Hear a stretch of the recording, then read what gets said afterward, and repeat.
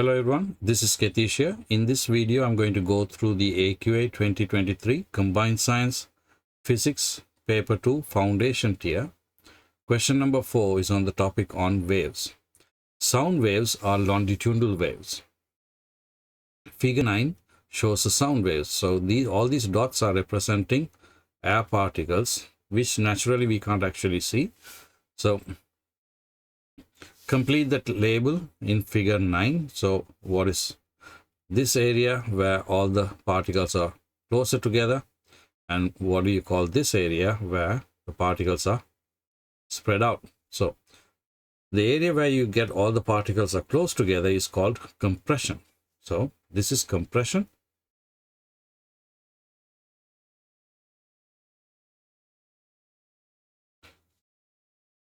The area where all the particles spread out is not extension, it's called rarefaction. So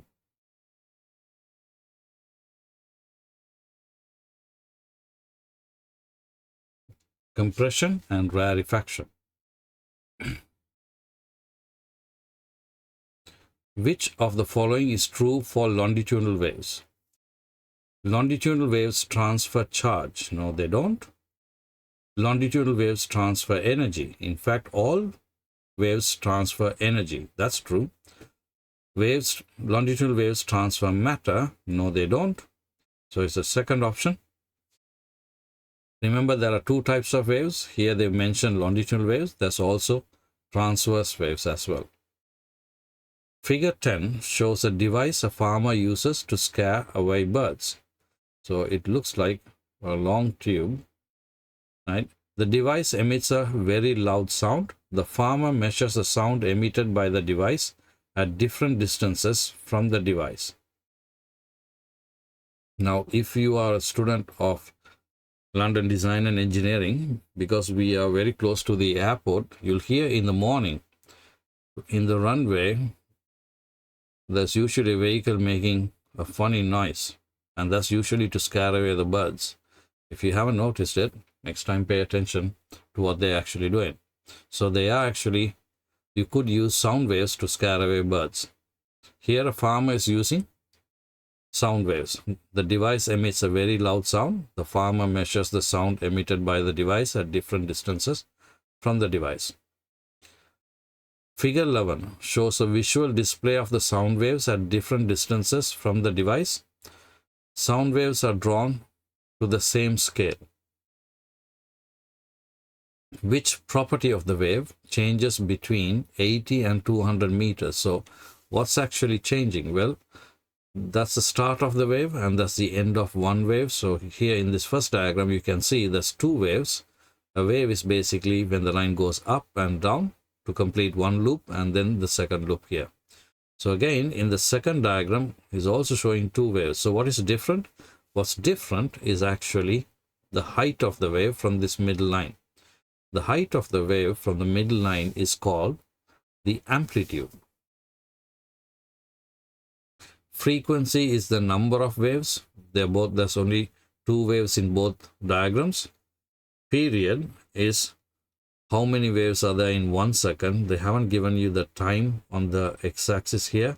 The wavelength is the length of one wave. So basically from there to there, the wavelength, we use the symbol lambda, and you can see in the diagram the wavelength is actually identical. So if you draw a dot, use a ruler to draw a dotted line, the length of each wave in both diagrams is actually the same. So it's only the height which is the amplitude. Figure 12 shows how the speed of the sound emitted by the device is affected by the temperature of the air. So temperature at 0 degrees, the speed is somewhere here, just above 330, and as the temperature is increasing, the speed is also of the sound in air is also increasing. The farmer tests the device on a day when the temperature of the air is 15 degrees. What is the speed of the sound emitted by the device when the temperature of the air is at 15 degrees? So 15 degrees is over here. You would draw a straight line from there to there. Let's see if I can draw a straight line. There you are.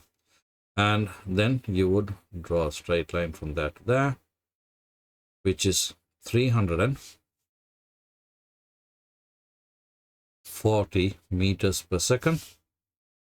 So that's 340 meters per second. Next question. 4.5. The farmer stands a safe distance from the device. It takes a time of 0.2 seconds or 0.20 seconds for the sound to travel from the device to the farmer. Calculate the distance between the device and the farmer. Use your answer to question 4.4, which was 340.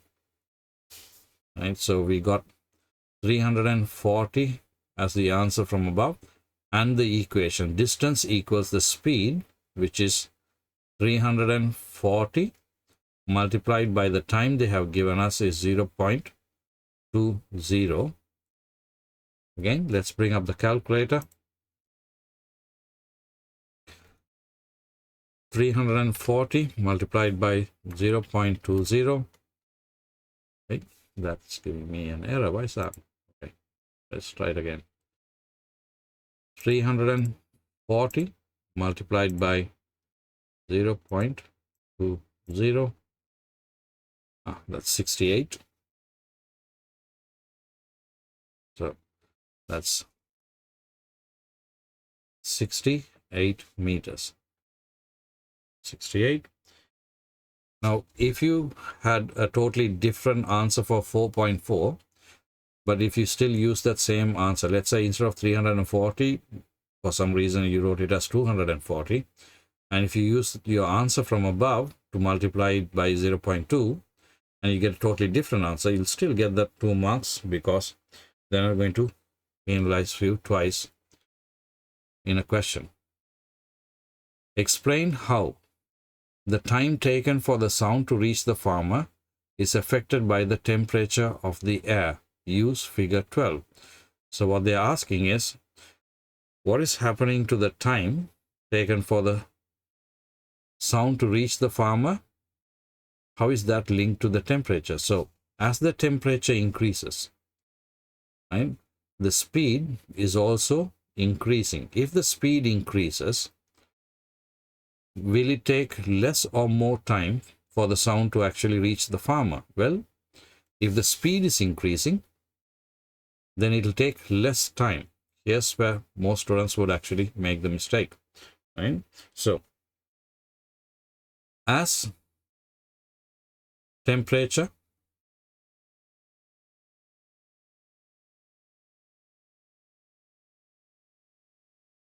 increases, the speed of sound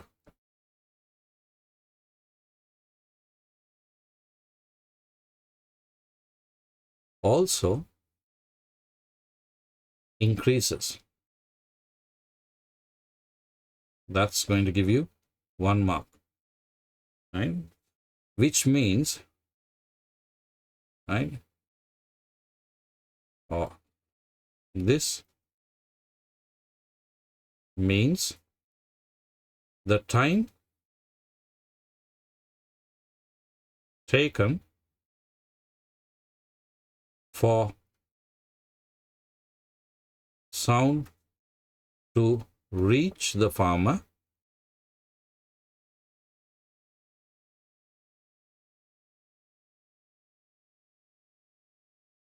would decrease,